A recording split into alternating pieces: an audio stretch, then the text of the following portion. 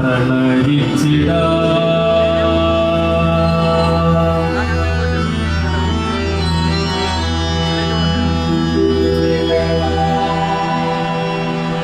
ഭ്രാന്തന്നാൽ പ്രണയമല്ലേ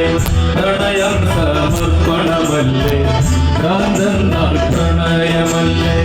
പ്രണയം സമർപ്പണമല്ലേ പറയുന്നു